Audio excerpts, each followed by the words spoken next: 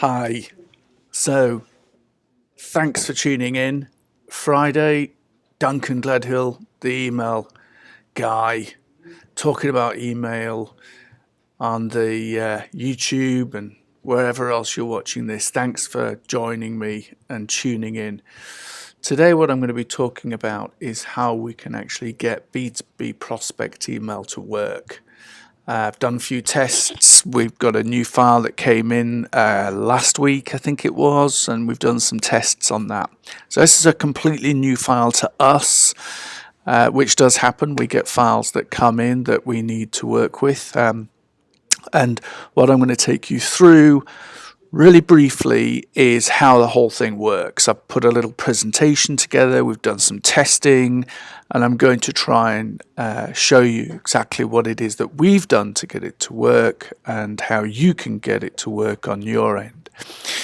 So what's really important, I think, to remember when we're talking about B2B and about prospecting is that you've got to remember that these guys have never heard of you before, or more than likely they have never heard of you before. And as a result of that, if you go in with a sales message too fast, you're going to blow the whole thing. Okay? You really are. Because things have changed. We've moved on since, I guess, 2003 or wherever it was when we were just pumping this stuff out. And we were, oh yeah, I need a flat screen TV. Click, bang, buy. Things have changed. There's so much out there, so many different companies selling these products. You can't just go in there with, look, here's TV, it's cheaper than everybody else's, and please buy it because, we're going to deliver it within 48 hours or whatever it is. That person has to have a relationship with you. They've got to know you, they've got to trust you, they've got to like you. There's a lot of things that have to happen now that didn't have to happen 10 years ago, 12 years ago, whenever it was that I started doing this, 16 years ago. A lot of things have got to happen. So what I'm going to do is I'm going to walk you through the tests that we've done. And then when I've walked you through those tests, you should see a little bit about what I mean. So I'm just going to flip across this presentation that I've put together here. So what we've done is I don't know if you can even see this, but what we've done is we've tested one email, which is a sales email. It puts out what it is that we do as a company. And I've put some results on the right-hand side. So on the left-hand side here, you can see that it says, hello.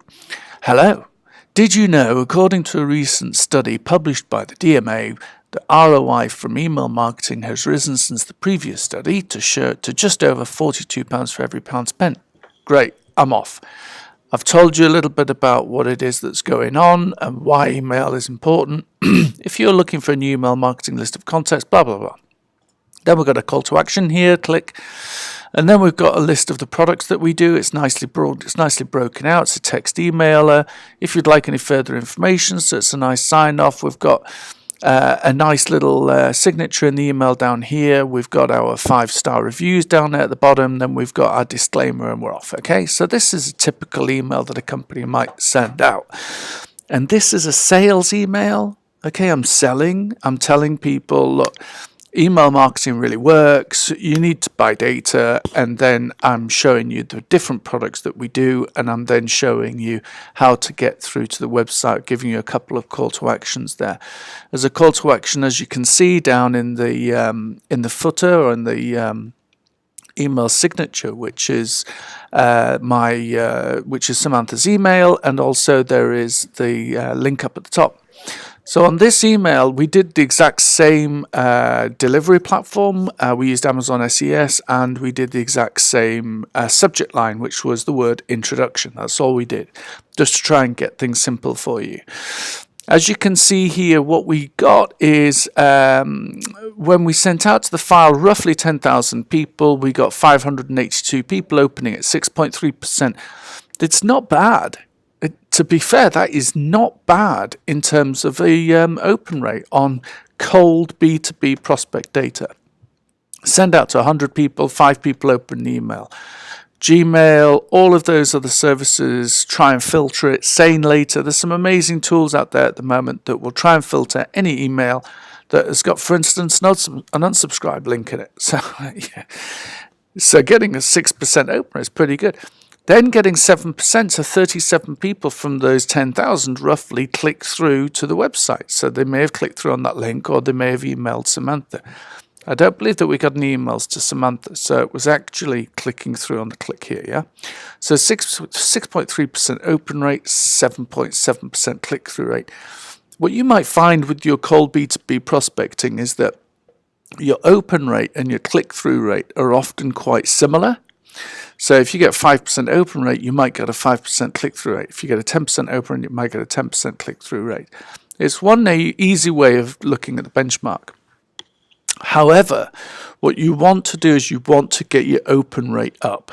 Okay, that is the most important thing, because everything else that happens as a result of the volume of people opening your email. So you can have an amazing click-through rate. You can have a click-through rate of 100%, but if you've only got an open rate of 1%, it means that you are just not going to get enough people engaging with you further on down the road. So if you've got 100 people in your audience and you've got an open rate of 1%, I don't care if you've got a click-through rate of 100%. You've still only got one person. If you get an open rate of 10%, you've got 10. And then if you get a click-through rate of 5%, then obviously you've got more than one person. So you can see a little bit about what it is that's working out there. So here, this email, this email is very different.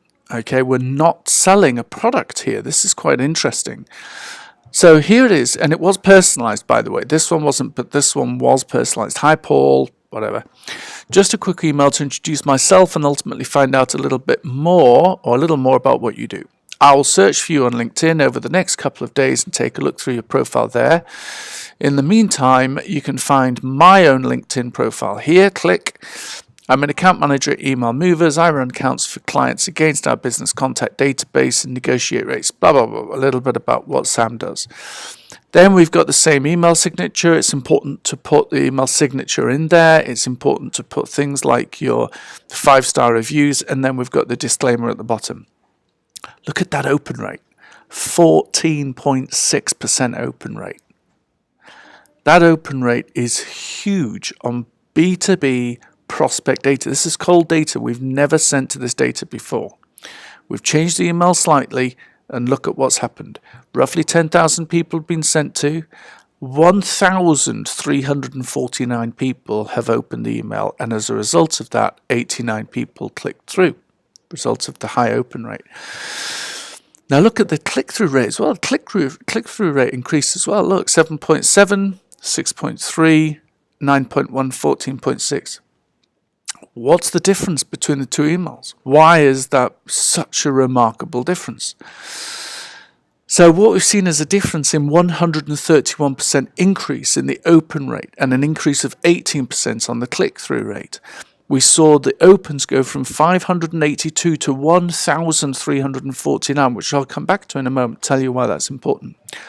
To conclude, therefore, when sending that initial email, the introductory email outperformed the sales email. But hang on, the open rate has got nothing to do with the content of the email, has it? That's just the subject line and the sender, isn't it? So when you send an email, we see who the sender is, we see the name of the person that we call a friendly from, and we see the subject line. So what on earth has happened in order to bump this up?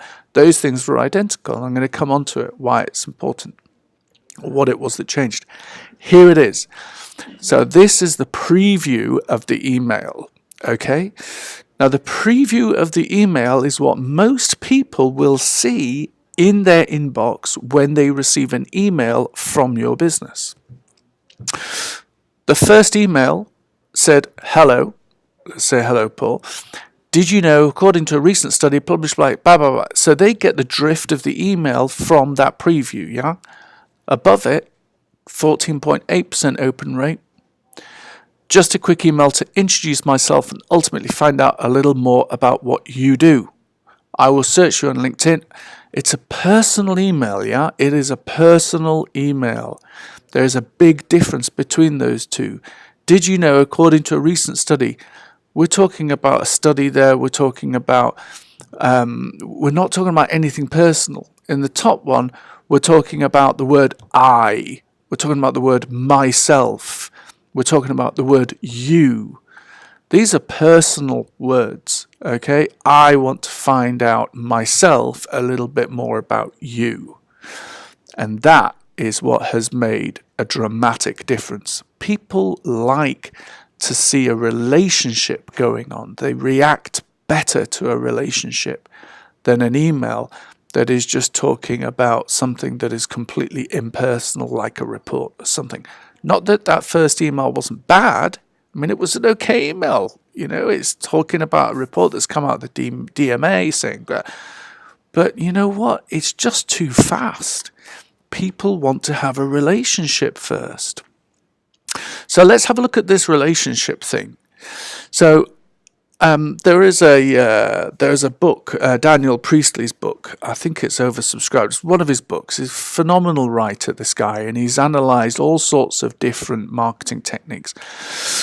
And what he has said what I have perceived him saying is that at around the 7th touch point in a relationship, a company or a person will, when they have a requirement in their minds, understand whether or not you are able to fulfill that requirement. Okay? They won't be able to do it before because they don't know enough about you and they don't have enough of a grasp on what you do. And they might not do it afterwards, after that point 7, because they don't think that you're the right person for it or whatever. But let's say, therefore, our email marketing is all becoming about touch points. You cannot sell in your first email relying on one touch point. Hi, my name is Paul, buy my product. It just is a struggle unless you are selling flat screen TVs for £1. But you know what? Maybe people won't trust you if they get flat screen TV. Of course they won't. Who can do that? So it's really important to use your email data and to use your email delivery platforms and your content to create touch points and stop selling too quickly. So what I've done here is the introductory email, and that open was my first touch point. Could I say that the email itself, without it being opened, was a touch point because they saw Sam's name, they saw Email Movers, and they saw our subject line? Perhaps, yeah. It's a weak one, but potentially I could, absolutely. On this occasion, or in this example, I haven't done. In this, I've said that the opening of the email is the first touch point, which gave me that 1,349 people. When I added both audiences together, or both of the lists together that had opened my email, I came up with 2,000 people that had opened those 2 emails from 20,000 emails that I'd sent out. Moved the 19,000 to another pot. I've got to try again on another day. But those 2,000, the 18,000, so those 2,000 that are left become my focus. They move in to the next phase of my campaign. From those 2,000, however, we had people clicking, and they can move into another part of my campaign. However, for the purposes of this test this week, what I did is I put them both together, and I've got a list of 2,000 people. I took those people and I uploaded them into LinkedIn, using the file upload button. This is an amazing tip, okay? This is such a powerful tip and so many people don't know how to use it. Normally when you're synchronizing contacts, it's looking at your Gmail or your Microsoft or your Yahoo contact book, but you can also upload files. And if you are talking to people via email, you can upload those email addresses into LinkedIn, and LinkedIn will go off and send those that have got a matching LinkedIn account a connection request.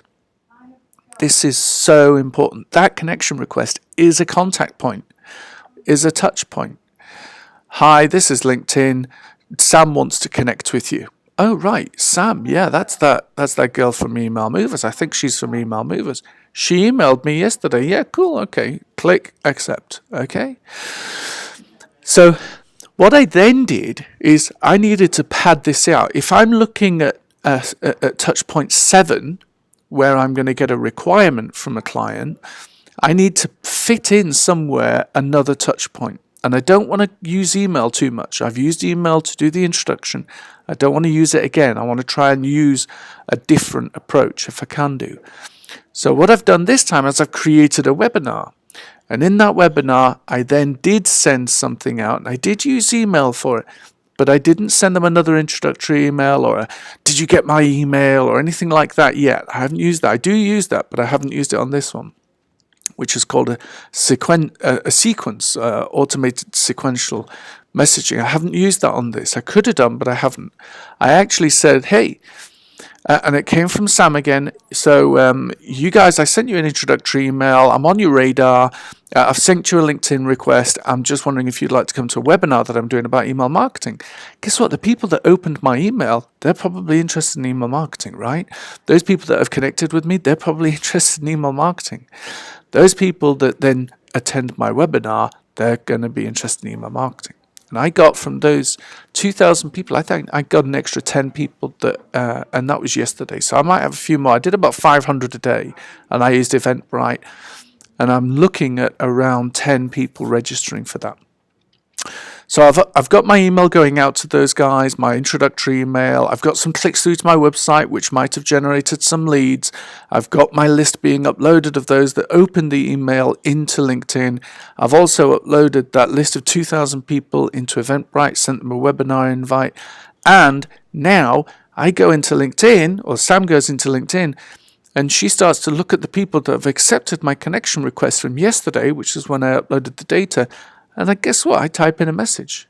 Hey, do you want to have a chat with someone here about email marketing or about widgets, whatever it is that you sell? From that there, we're now 1, 2, 3, 4, 5. We're on 5 touch points here. I want to try and get to a phone call. Touch point 6, I want to try and be on the phone with those people if I'm doing B2B. Yeah? I want to know a little bit more about them. So that message is, I'm going to show you what the message is in a moment. The rest of the process is really trying to move from prospecting through to sales. Yeah. So this is the profile for Sam. You can see that a few really important parts to this. Number one, it's got to be really clear what it is that Sam does right in the headline of her profile. Do not put Samantha Burns, account manager, email movers, which is what she is. Don't put that. It's really important that it's helping businesses do whatever it is that you help them to do. So if you help them to drive more traffic on SEO, if you help them to drive more clicks from PPC, if you're a web designer, it's got to be helping businesses create great websites or helping businesses run great PPC campaigns or whatever, get more customers, blah, blah, blah. And then it's got to be personal. So when you get to the introduction, it's got to be a bit more personal, yeah? Make sure the image that you're using for Sam is the same image that you're using in your emails, in your webinar invites, all this kind of stuff, so that they recognize that it's the same person. One picture of Sam in the office like this with the white background's great, but then another picture of Sam in Tesco's buying some baked beans, it's not going to work. Could be the different person, back of her head, whatever, So it's got to try and have some consistency there. The next thing is that once that message has gone out, look at what happens. It's over here on the right-hand side is what I'm looking at. So Samantha Burns, this is me. I'm getting her message and it says, Samantha, hi, Pen, or whatever the name is. And this looks as though it's a real, I got an email from this girl, yeah. And then I got a LinkedIn request connection from her yesterday. Then I got that webinar thing. She's the email girl. She's the email person. Okay, and she's texting me. Yeah, okay then. And this is the message that we send out. Thank you so much for connecting with me here on LinkedIn. I sent you an introductory email yesterday about the different global email marketing services we offer. And now I'd like to know more about your marketing B2B strategy. So you. It's personal, yeah? You'll see here something really important happens. I was wondering if you might have some availability in your schedule this week for a call with one of our company directors.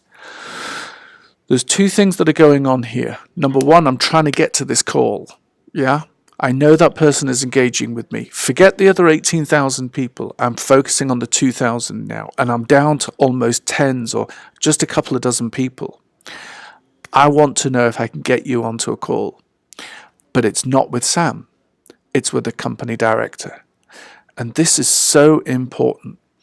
If you expect Sam to do the prospecting and the closing on that call, you can't scale that as effectively as if Sam is focused 100% of her time on generating leads and somebody else in the business is focused 100% of their time on talking to prospects and trying to convert them into a requirement and then a conversion. It's really difficult to have the same person do both things, okay? But what it is really important is that you make sure that that references somebody who's potentially senior in the business. I would like to see if you'd like to talk to our vice president. Would you like to talk to our country manager, our managing director, our company director, you see? So what we've done there is that then I got this, this is a response I got. So this, look at that. She sent the message out at 3:15. At 3:18, 3 minutes later, the guy's like, yeah, no worries. Feel free to call me next week. Ping me an email. Superb. Okay. So at that point there, we stay in the same channel. So the person has responded to us in that same channel. It's not email. It's not the webinar. It's no other channel that that person's used to respond to us. It's this channel. And this channel is where we therefore continue the conversation. And one of the beautiful things about LinkedIn is you can add a third person to a conversation. It's called add participants. And if you do that, it's really powerful because this is the platform that this person chose to contact you or interact or engage with you on. They could have emailed us. They could have just picked up the phone. And some people do. But they chose LinkedIn. So stick with that platform. Don't email them or call them straight away. You know, this is important to do this. So what we did then is we added the director by adding participant to the conversation. And it's me that was able to get the details of that conversation scheduled, and then I picked up the phone to that person. So that gives you guys an idea of what it is that we've been working on at the moment, okay? And this is really important to understand. One of the things that is happening is with email, we're moving to relationships. We're moving away from, would you like to buy my flat screen TV or my accountancy services or my payroll services or my PPC? We're moving away from that to, I would like to meet you. I'd like to know a little bit more about you. So it's almost as though you're going towards qualification first instead of conversion, which might make sense to a lot of you guys out there. But when I hear people talking to me about email campaigns that they've done and, oh, you know what, my email campaign, I just don't get much of a response from it anymore. What are you sending? What are you sending out to those people? Oh, well, we send our sales email, we send our newsletters, we send... Okay, do you ever send anything personal? No way. No way. We just don't have the time to sit there and do this. No. You need to use your scale solutions to send personal emails. Get information on your database, find out about those people, find out their first name, find out what they do, and go in and be personal. So that is that's my short video for today. And it's Friday morning, so I've been able to get it up on time. And I hope to see you guys next Friday. What are we going to do next Friday? So next Friday, we're going to look at the next sequence. So, because you remember we had those other 18,000 people. Do we just go back and repeat the process with those people? No, we change it because we want to convert as many of those people to opens. We want to try and get them to open because once they've opened, we can connect with them on LinkedIn. And once we've connected with them on LinkedIn, we can try and get them into a phone call. And once we've got them into a phone call, we can try and get them a requirement or an understanding of how we might be able to help their business. Okay. So we're going to be looking at those other 18,000 people this week. Going to be testing it, and then by Friday I should have more results for you guys. Okay, so thanks for staying with me for the whole 24 minutes. If you have any questions, you can comment on here if it's on YouTube or Facebook or whatever it is, and I'll try and get back to you on those. You can always give us a call. You can see me on Twitter, Duncan Gledhill, and all that kind of stuff. I'm sure you guys know how to get a hold of me. Until next week, have a wonderful weekend, guys. Okay, thank you. Bye.